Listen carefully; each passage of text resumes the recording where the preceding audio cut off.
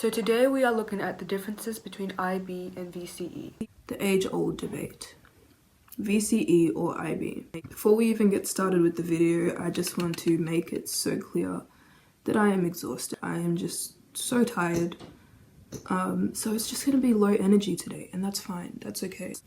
So I've got my childhood blanket here to give me some comfort. So today we're looking at VCE versus IB.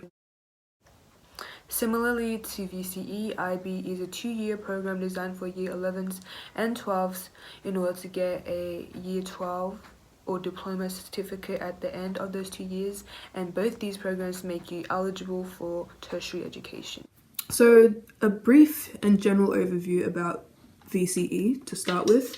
I'm going to read straight from VCAR's website. The VCE course is made up of studies and units, some of which must be studied as a sequence.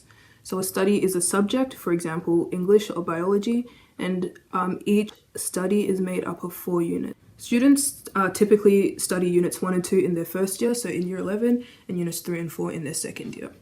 It is possible to study VCE units 1 and 2 in year 10 and do some units 3 and 4 in year 11. That's an option, and so VCE doesn't just span over 2 years, you can do it over 3 years is what I want to point out.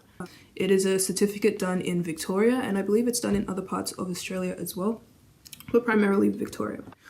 So now let's get into a little bit about IB. IB itself stands for International Baccalaureate. IB, as the name suggests, is international, so it's not statewide.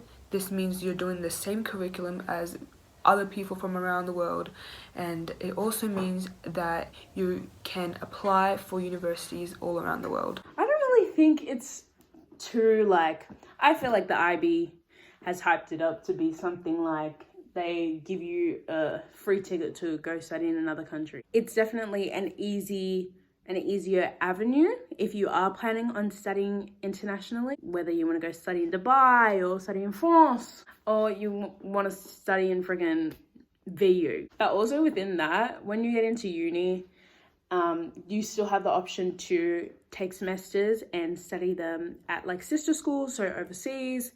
If you're planning on whatever uni you're planning on going to, most of them have international sister schools that you can decide to take a semester and do it over there, and they give you scholarships and different things like that. I don't know, I just don't think it's that deep, to be honest. The main difference would be that in VCE, when you are planning on going to, let's say you're planning on studying in Canada, you may need to take another test because the curriculum or the course that you did is not the same as theirs. So you would have to go through a test, or you might have to do another course or diploma. Whereas in IB, it's recognized nationwide or internationally, sorry. So the course that we are doing here in Australia is the same that they're doing in India. It's the same that they're doing in Romania.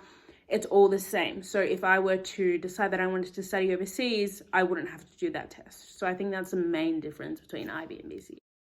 So requirements for VCE. In order to get your certificate of education, you have to do you have to pass 1 unit of English of either unit 1 or unit 2, and then you have to pass units 3 and 4. And then you have to pass 3 other units 3 and 4 studies.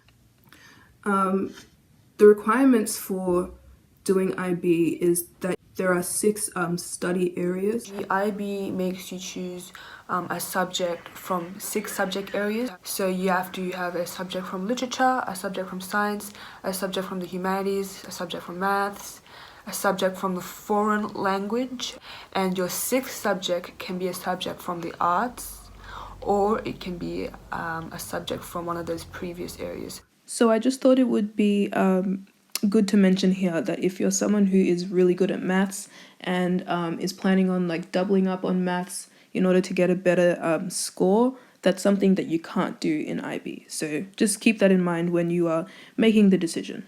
Another key difference is the duration of the program. So with VCE, as I also mentioned before, You can start in year 10 and kind of take it slow up until year 12.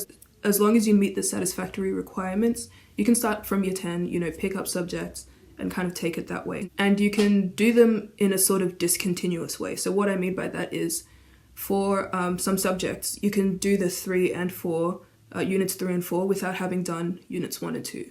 With IB, that's not the case. So you have to do it for the 2 years.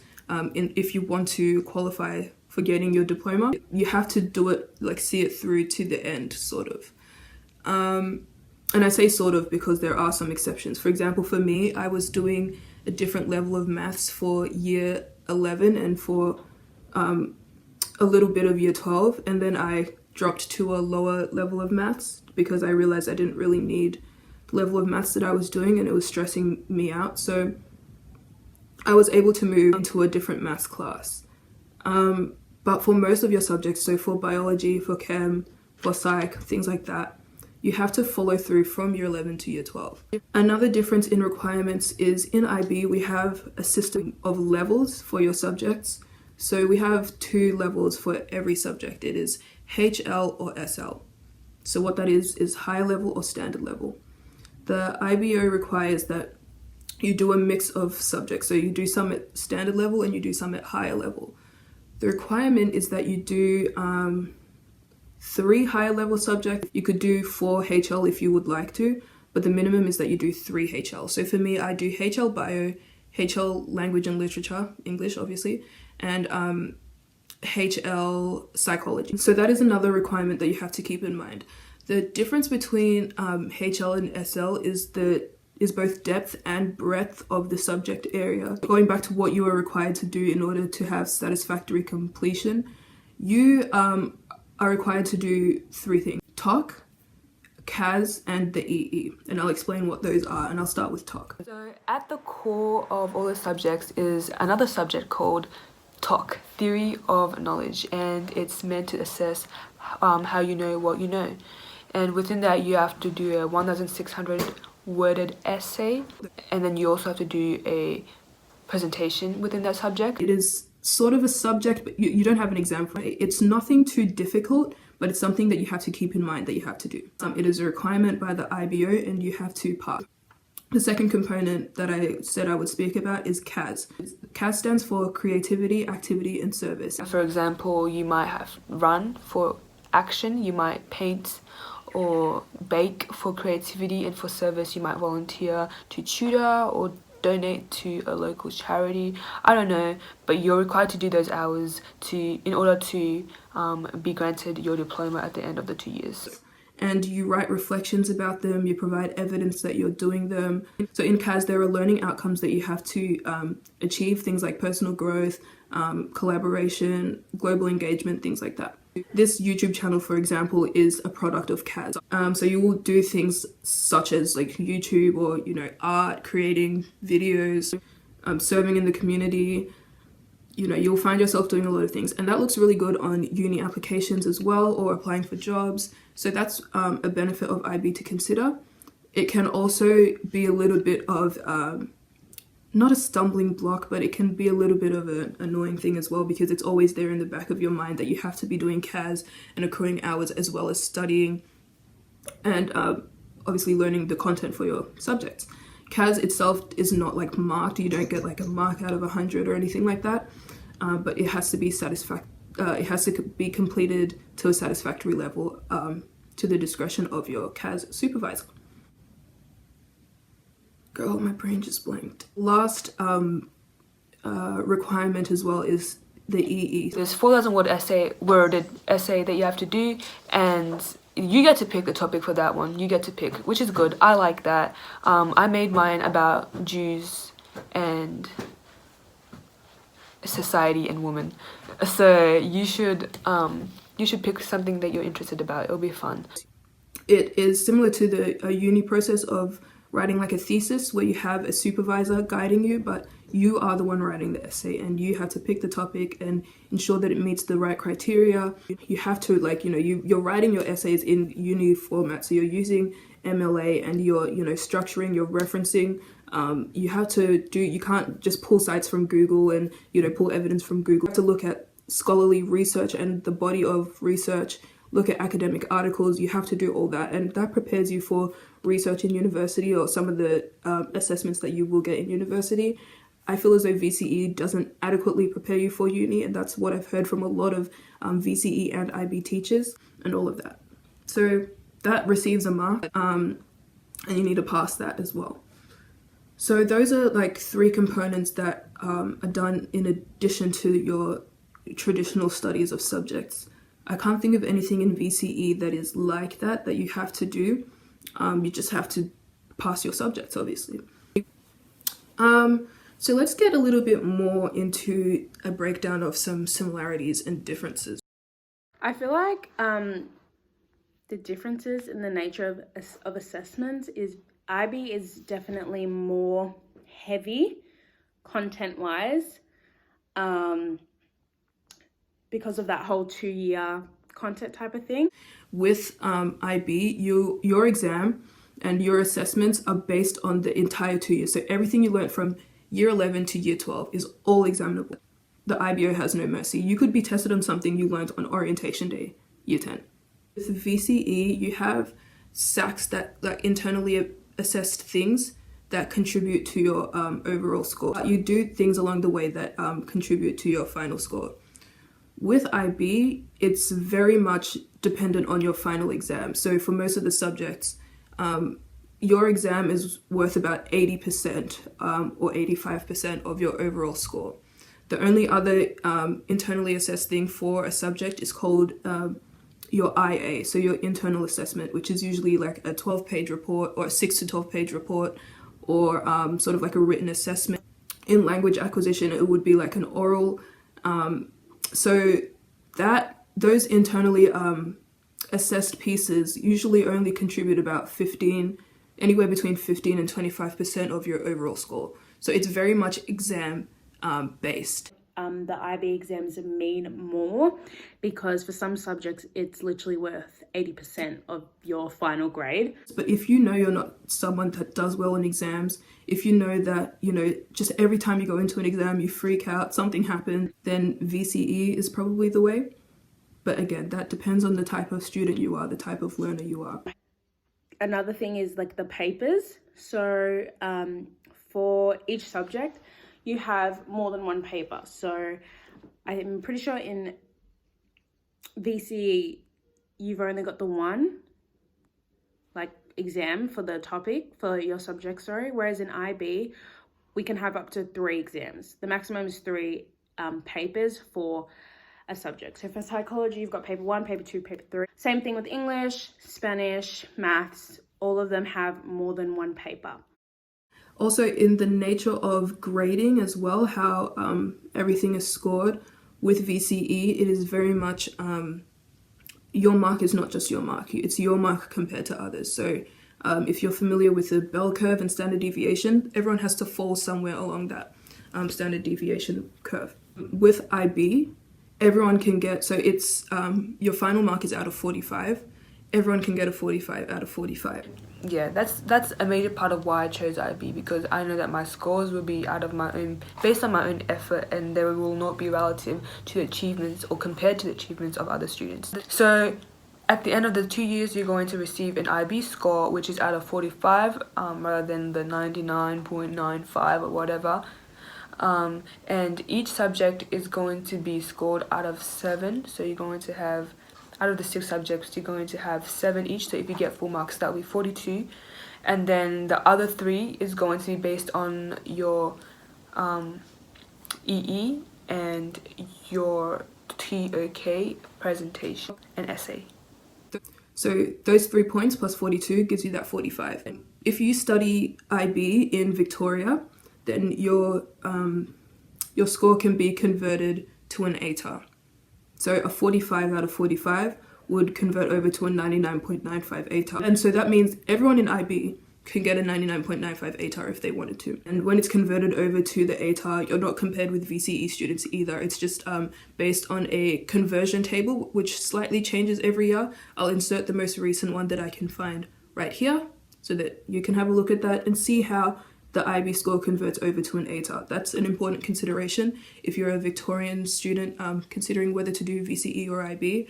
I would say the conversions are quite generous, but then you also have to consider that it's a lot harder to get a 45 out of 45 because of how demanding the IB program is.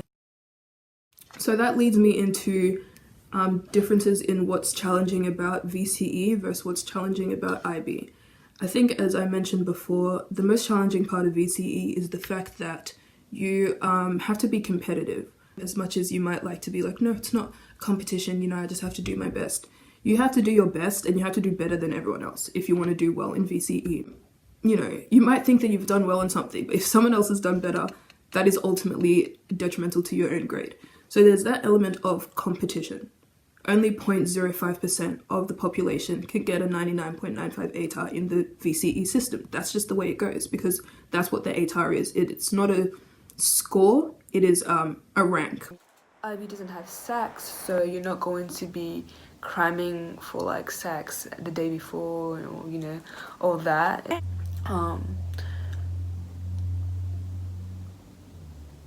Bro, my mind has gone blank. Okay, yeah.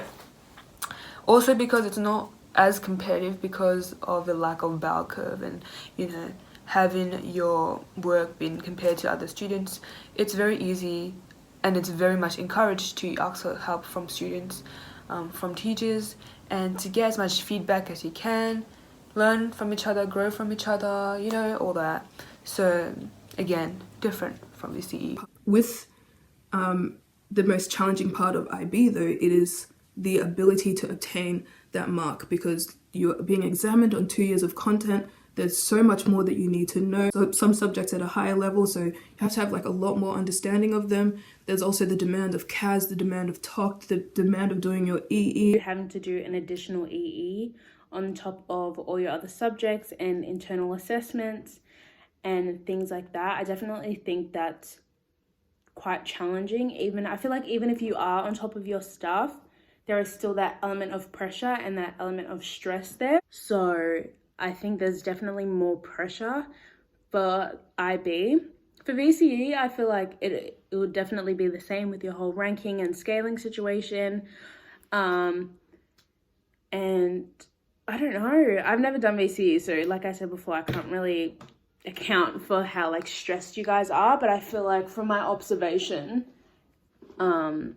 the IB is definitely more strenuous when it comes to exam time.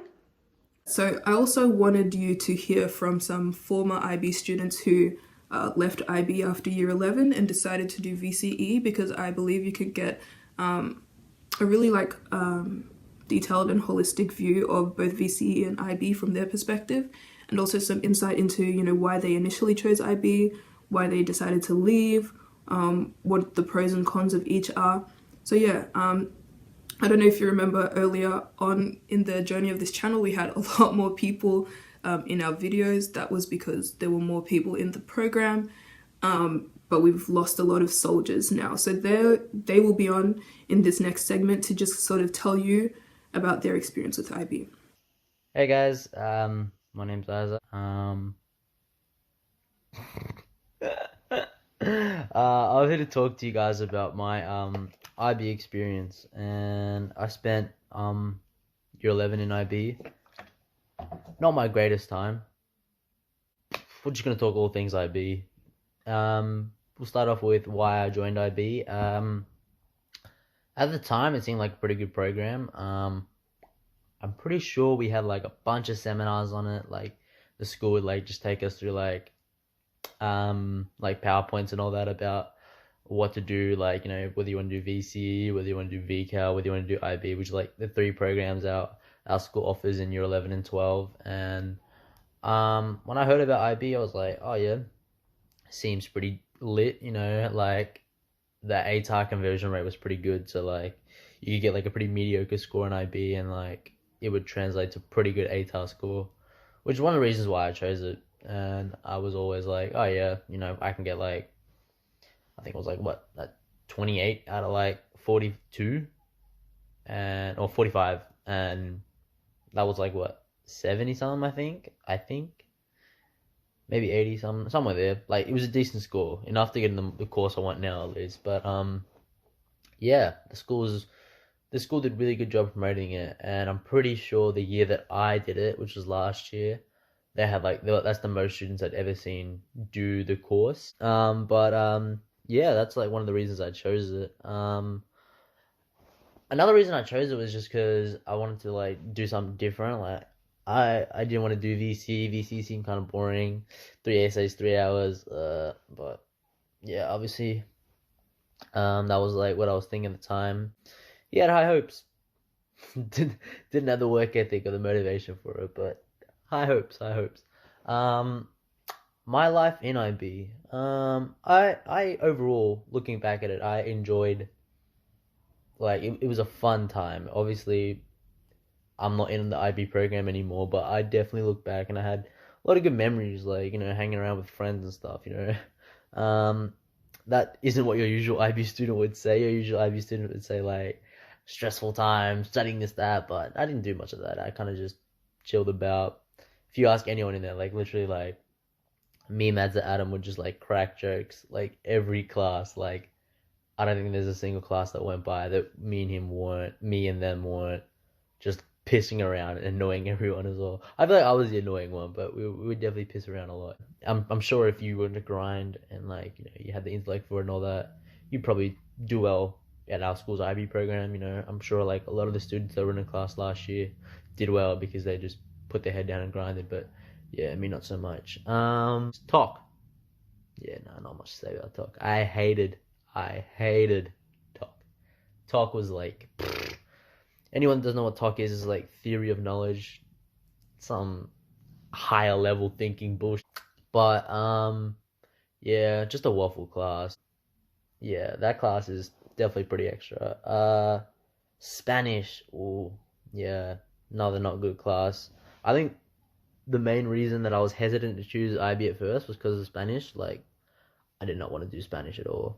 Like, I thought, it could be easy, but like at the same time, I was like, I see learning a language. Language was just, yeah, Spanish was not it. When she gave us homework, like literally, like the whole page was in Spanish. I had no clue what I was doing. Like, if you fell behind one bit, you were stuck there almost, bro. Like, you had to like literally forget about your other subjects, pick up on that one, and then like try and go forward from there. But like, yeah, I just got stuck in that vicious cycle of like, we like leave work behind and then you try and complete that and then you forget the work that you have currently and then that gets left behind, you try and complete that and it's just piling and piling and piling. Kaz. Yeah, nah. I had about like, what, you need to log like hours for Kaz. Oh, sorry, if anyone doesn't know Kaz is like creativity action service, and you gotta like log up hours on that. So like, for example, creativity could be like writing music, and you do that for like an hour and you like have to write about it, and your IB coordinator like ticks it off and checks it out and makes sure you're like, you have a reference for it, and make sure like your essay or like whatever you've written about it is like, proper information and all that. There's other stuff, but yeah. And basically, like, you're supposed to log up a lot of hours for that. By the end of the year, I had like 6 of them, and none of them have been ticked off. She just like, my IB coordinator would just write waffle, like reply to all my essays and stuff, and I was like, oh, but didn't matter in the end, I guess. Yeah, whoever was still in IB after I left, I felt bad for, because Corona kind of came through and just like yeeted them. EE, yeah, never done that. I can't comment on the EE. I can comment on the we did like these, I don't know what they're called. We did like these projects for like chemistry, bio, maths.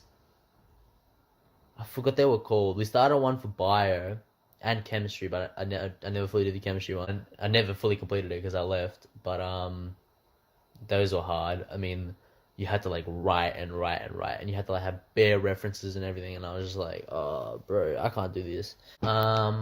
Why did I leave IB? This comes back to the story of the English written assessment. We're all sitting in class and we had our drafts due, or like she was just checking through our drafts.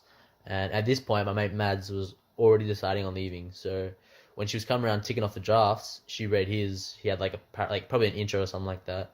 And she's like, yeah, this is good, but you're leaving anyway, so I don't really care. She comes up to me, picks up my paper. At this point, I was still in the program. Like, I hadn't made a decision on leaving or anything. So, like, up until that point, I was, like, still guaranteed in the program. And she picks it up. There's, like, 2 lines written with the title included in that. And she just puts it down. She looks at me and she shakes her head and walks off. And Imad looks at me. He goes, "What's wrong?" He picks up my paper and he goes, "Oh my God." And I was like, "Yeah, nah." And it was at that point where we had like meetings with our coordinators, like all the year 11s had it, and they were like discussing their future and like, "Oh, okay, are you fine with these subjects? Should you like change a subject or whatnot?" And I went and sat down with like Ms. Gomez, one of the coordinators, and she was just like, "Yeah, your scores aren't looking too good. I recommend you like move to VCE." And I was like, "You know what? I will." And I came back to class with like a paper and form, and I'm showing everyone. And we had another mate in our class named Adam. Like me, Mads, and Adam were like the boys in the class. And he's just like, "So you're moving too?" And I think he left because of that as well. No, he probably didn't leave because of that, but I think he definitely played a contributing factor. But like, yeah, we all dropped out at that point. It was just, yeah, days dead after that. Yeah, I feel like that, as well as just everything else piling up, I was like, yeah, no, this program ain't for me. And I'm thankful I moved to VCA. You know, I'm enjoying it here. Or I have a few shitty classes that I don't really like, but you live, you learn. Do I recommend the IB program? I mean, obviously, if you have a work ethic for it and you've got like the motivation, you've got all the skills and all that, like go ahead. I reckon you'll thrive. But you gotta like learn to be like independent, like even without the teacher's help. You gotta learn to like work with that teacher, because like I feel like a lot of teachers will let you down. If you get another school, like a private school, and you do an IB there, I feel like they'd have a lot better facilities. They got a lot more funding in that. So I definitely recommend it if you're there. You know, especially if you've got like that independent mindset, we can work independently. Definitely do it there. It's definitely good for like ATAR conversion, because like I said, it's very generous. If you want to study abroad, it's a very good program to do. Other than that, not much else to say except yeah. Have a good day though. Peace. Emad was supposed to be in this video as well, but unfortunately he filmed a 19-minute video and couldn't figure out how to send it to me, so that's that. Alright, and that brings us to the end of the video. I hope that was informative and that you gained something from that, and hopefully it makes your decision-making process a little bit easier if you're someone who's trying to decide between VCE or IB. If you're someone just watching this video for fun or entertainment, sorry it wasn't very entertaining, but I hope you still enjoyed, and we will see you in the next one.